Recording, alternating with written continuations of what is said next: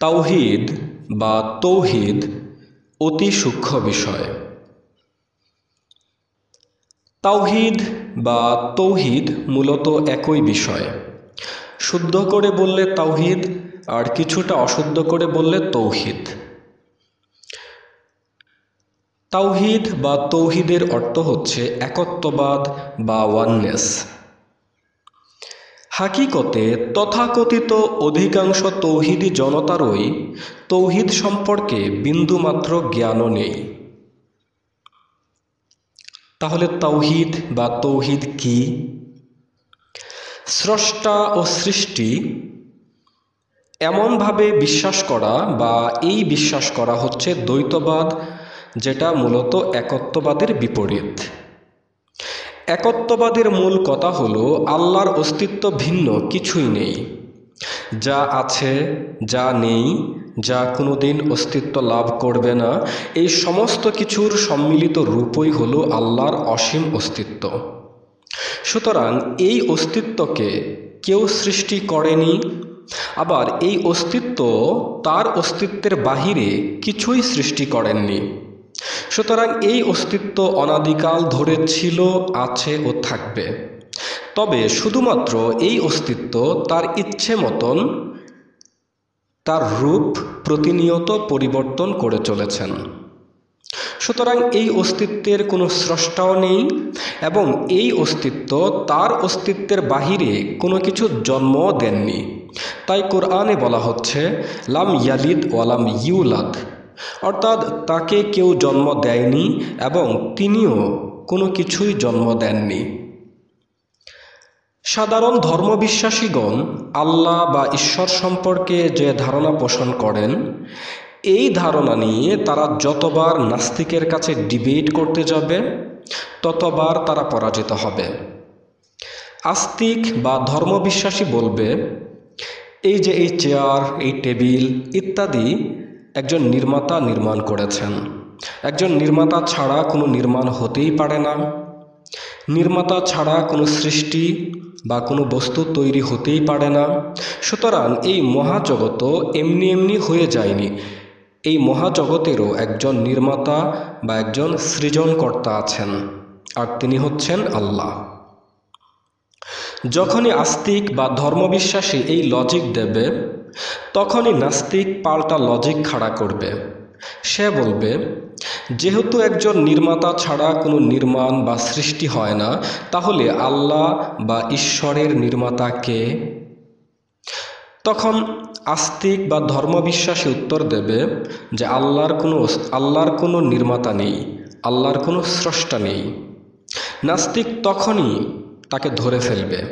নাস্তিক বলবে, কোনো নির্মাতা বা কোনো স্রষ্টা ছাড়াই যদি আল্লাহ হতে পারেন বা আল্লাহর অস্তিত্ব হতে পারে, তাহলে আল্লাহ ছাড়াই এই মহাজগৎ অস্তিত্ব লাভ করতে পারে। আস্তিক বা ধর্মবিশ্বাসী এখানে পরাজিত হয়ে যাবেন। এজন্য সৃষ্টি ও স্রষ্টা এই ধারণা যতদিন মানুষের থাকবে, ততদিন পর্যন্ত মানুষ কোনোভাবেই স্রষ্টার অস্তিত্ব প্রমাণ করতেই পারবে না। কারণ আপনি যখনই বলবেন এই সব কিছু হলো সৃষ্টি, তাহলে এখানে গ্রহ, নক্ষত্র, চন্দ্র, সূর্য যা কিছু আছে সব কিছুই তো সৃষ্টির কাতারে চলে আসবে। তাহলে স্রষ্টা কোথায়? তখন নাস্তিক বলবে যে তাহলে স্রষ্টাকে দেখাও। আপনি আর স্রষ্টাকে দেখাতেই পারবেন না। কিন্তু যখনই আপনি জেনে যাবেন সকল অস্তিত্বই আল্লাহর, তখন নাস্তিক যদি প্রশ্ন করে যে আল্লাহ থেকে থাকলে দেখাও, তখন আপনি বলবেন যে কোথায় আল্লাহ নেই সেটা দেখাও। কারণ যা আমরা দেখি, যা দেখি না, যা দেখব না, সবই আল্লাহর অস্তিত্ব। যা শুনি, যা শুনি না, যা কোনোদিন শুনতে পারবো না, সবই আল্লাহর অস্তিত্ব। যা জানি, যা জানি না, যা কোনোদিন কেউ জানবে না, সবই আল্লাহর অস্তিত্ব। তাই কোরআন বলছে, বিসমিল্লাহির রহমানির রহিম, ফাআইনামা তুওয়াল্লু ফাসাম্মা ওয়াজহুল্লাহ। অর্থাৎ তুমি যেদিকেই তাকাও কেবল আল্লাহর চেহারাই দেখতে পাবে। সূরা বাকারা আয়াত নং 115। একত্ববাদ বা তাওহীদ শব্দ দিয়ে প্রকাশ করাই যাবে না, এটা সম্ভবই নয়। কেন? কারণ শব্দ দিয়ে প্রকাশ করতে গেলেই এটা দুই হয়ে যায়। একত্ববাদ বা তাওহীদ শুধুমাত্র অনুভবের বিষয়। যেমন যদি বলি যে তিনি ভিন্ন, দ্বিতীয় কেউ নেই, দেখুন বলার সাথে সাথেই কিন্তু দুই বা দ্বিতীয় শব্দটা চলে এসেছে। শব্দ দিয়ে তার একত্ব প্রকাশ করতে গেলাম, বললাম যে তিনি ভিন্ন, দ্বিতীয় কেউ নেই, এখানে দ্বিতীয় বা দুই শব্দটা চলে এলো। তার একত্ব প্রকাশ করতে দ্বিতীয় বা দুইয়ের আশ্রয় নিতে হলো। ঠিক আছে, এভাবে না বলে যদি বলি তিনি এক, এখানেও কিন্তু সূক্ষ্মভাবে দুই লুকিয়ে আছে, কারণ দুই ছাড়া এক হতেই পারে না। যখনই বলবো এক, তখনই অটোমেটিকলি মন দুইয়ের কাছে চলে যাবে, কারণ একের পরেই দুই আসে। তাছাড়া এক হলো দুইয়ের কাছে পৌঁছানোর একটা সিঁড়ি মাত্র। আমরা যে শব্দেই বলি না কেন, বলার সাথে সাথে সেটা দুই হয়ে যাবে। যেমন ধরুন আপনি একটি লাঠি পানিতে ডুবালেন, তখন আপনি লাঠিটাকে বাঁকা দেখতে পাবেন। লাঠি কিন্তু বাঁকা নয়। লাঠি যদি আপনার হাতেও বাঁকা থাকতো, তখন সেটা পানিতে ডুবালেও বাঁকা দেখালে সমস্যা ছিল না, কারণ তখন এটা সত্যই হতো। কিন্তু লাঠি হাতে সোজা আর পানিতে ডোবালে বাঁকা দেখায়। একত্ববাদ বা তৌহিদের ধারণা যখন এটা অনুভব বা ফিলিংসের মধ্যে থাকে, তখন সেটা একত্ববাদ বা তাওহীদ। কিন্তু যখনই শব্দ দিয়ে প্রকাশ করতে যাবেন, তখনই সেটা দুই হয়ে যায়। যেভাবে সোজা লাঠি পানিতে ডোবালে বাঁকা দেখায়, কারণ পানির ভেতর দিয়ে আলোকরশ্মির গতি পরিবর্তন হয়ে যায়, তেমনি একত্ববাদ বা তাওহীদ শব্দের ভেতর দিয়ে প্রকাশ করতে গেলে তারও গতি পরিবর্তন হয়ে যায়। এজন্যই যে যত জ্ঞানী হয়েছে সে তত নীরব হয়ে গেছে, কারণ অনুভব আপনাকে যা দিতে পারে শব্দ আপনাকে তা দিতে পারে না। এজন্যই আপনি দেখতে পাবেন যে মৌলভী সাহেবগণ ভলিউম ভলিউম বই বা কিতাব রচনা করে ফেলেন এবং এমন একটা ভাব নিয়ে চলেন যেন তিনি বিরাট কিছু একটা করে ফেলেছেন। আসলে এতে তাদের উপকার তো হয়ই না, বরং ক্ষতি হয়।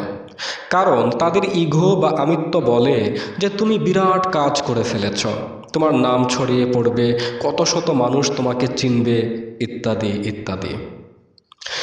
আর সুফিগণ খুব অল্প বই লিখেছেন, আর কেউ কেউ সেটাও করেননি, বরং কিছু গানের মাধ্যমে তাদের মূল দর্শন বা শিক্ষাটাকে মানব জাতির জন্য আমানত স্বরূপ রেখে গেছেন। যেমন ফকির লালন শাহ, সাধক জালাল খাঁ, জালালউদ্দিন রুমি রহমতুল্লাহ, অথবা বাংলা সাহিত্যের প্রাচীন নিদর্শন চর্যাপদ। চর্যাপদ মূলত বৌদ্ধ সাধকগণ বা বৌদ্ধ সুফিগণ কর্তৃক রচিত আধ্যাত্মিক কিছু কবিতার সংকলন।